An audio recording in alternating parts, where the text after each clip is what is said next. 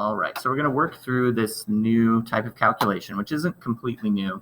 We're going to use some of the same ideas we've been using with moles and molar mass. So just a couple things to review. We're going to need a periodic table to solve the problems because we need to look up molar masses. Remember that an element's relative mass represents the mass of 1 mole of that element's atoms. And then another thing we'll use in a couple of these calculations is Avogadro's number. Avogadro's number, 6.022 times 10 to the 23rd power, tells you how many atoms would be in a mole of each element. So one thing we're going to do is look now at the molar mass of a compound rather than just the individual molar mass of an atom. So if you think about a water molecule, draw a picture here.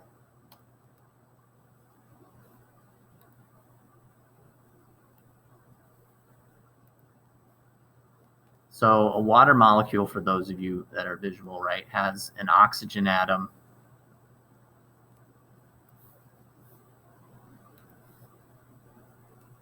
bound to 2 hydrogen atoms.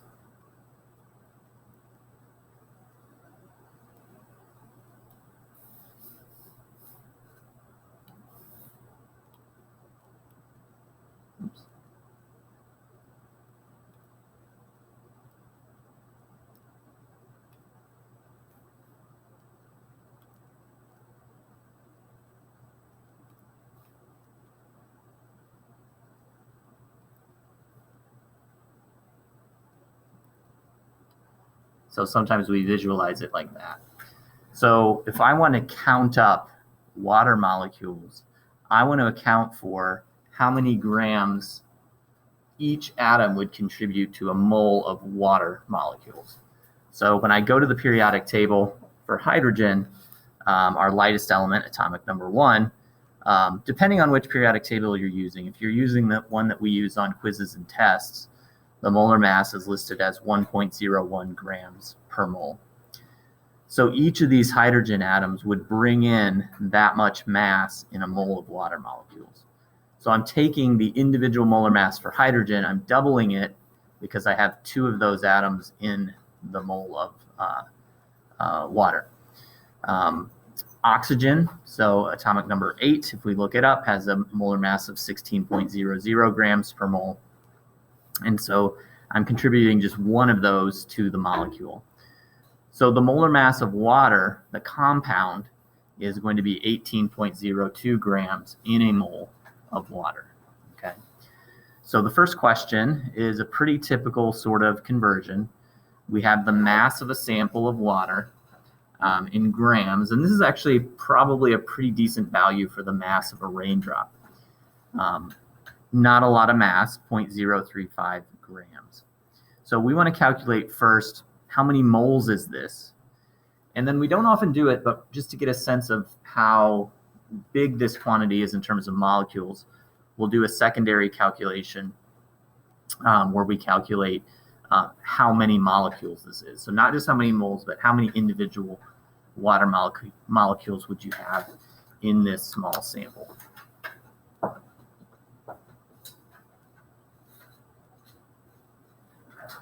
Here. So to set this one up,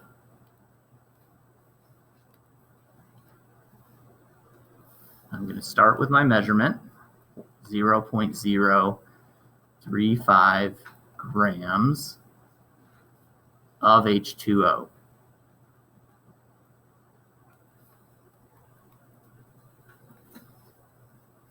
And I want to set up my conversion factor so that grams cancels and I end up in moles. So I want to end up in moles of H2O.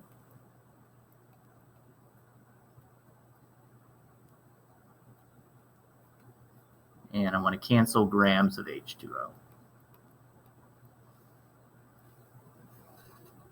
And I just said that 1 mole is going to have a mass of 18.02 grams.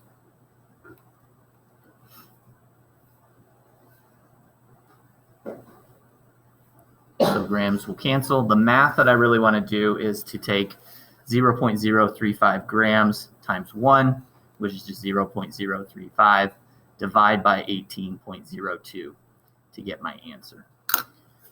So I'm going to show exactly how I would type that in on the calculator. And then we'll talk about rounding for significant digits as well.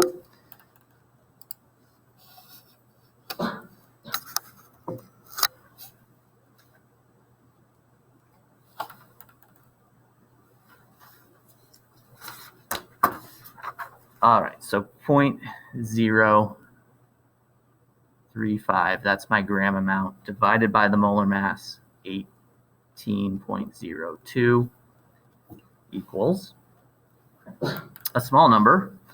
Remember, I would need 18 grams to have a mole. I'm not even close to that, so I have a small decimal value here. And I want to keep 2 significant digits in my answer. So all of these leading zeros are not significant. So I'm going to write my answer as 0.0019, and because the next digit is a 4, I'll leave it as a 9. Okay, so back to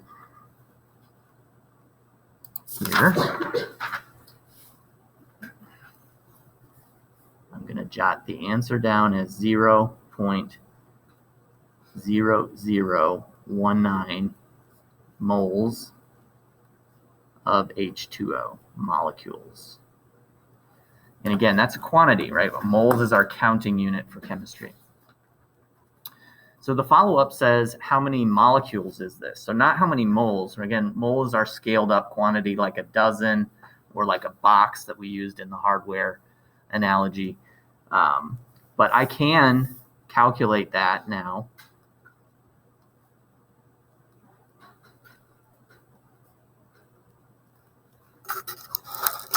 Starting with my mole amount.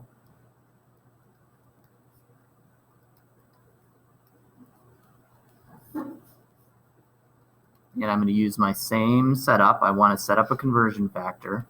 And now I want to cancel moles. And I want to end up in actual molecules, so units, right? How many units of H2O do I have?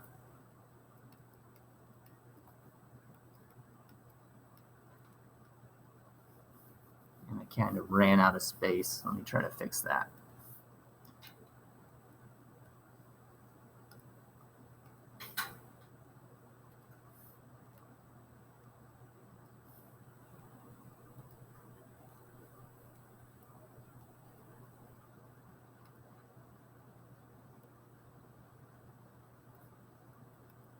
And here's where I have to use Avogadro's number. 1 mole of anything has Avogadro's number of that thing. In this case, the thing that we're counting up are molecules of water. So Avogadro's number is 6.022 times 10 to the 23rd power. And here, in my conversion factor, I'm just dividing by 1, right? So moles will cancel. I'm going to end up with molecules of H2O. So again, I want to show you exactly how I'm going to punch that into the calculator. I'm going to take 0.019 times Avogadro's number. And this is in scientific notation. So there's a particular way that you want to enter that into the calculator. And again, I'll switch over and show you how I do that.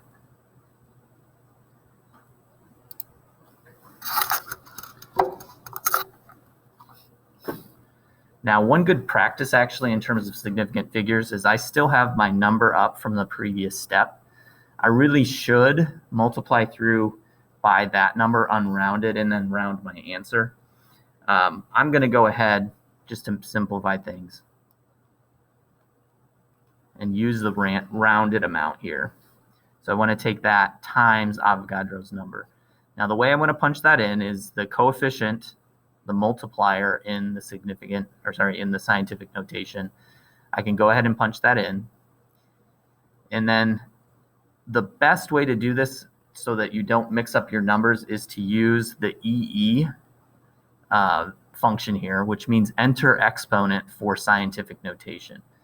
So I need to hit the second key to access that.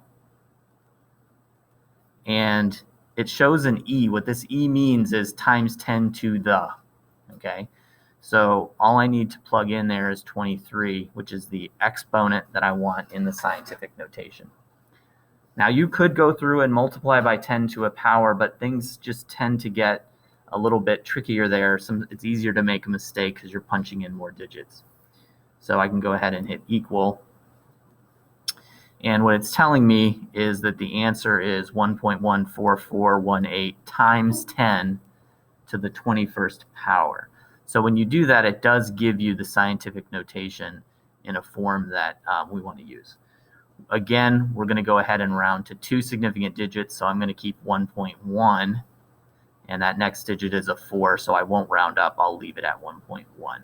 So the answer is 1.1 times 10 to the 21st power.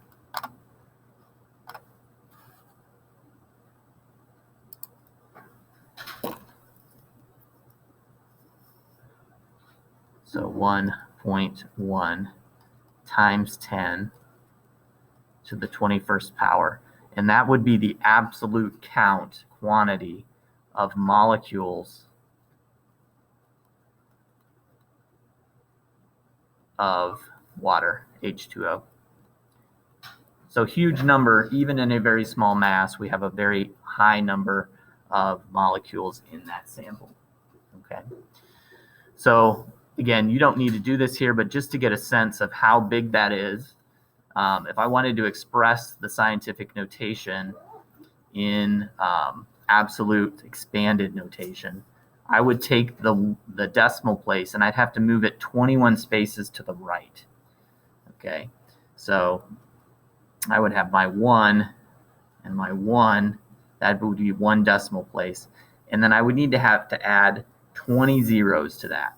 So I'm going to try to do this correctly. So 1, 2, 3, 4, 5, 6, 7, 8, 9, 10, 11, 12, 13, 14, 15, 16, 17, 18, 19, 20 zeros.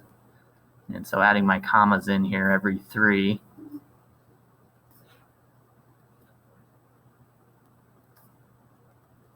That's the number of molecules of H2O in that very, very small sample. So one other thing I want to show up on the screen, it's kind of a general idea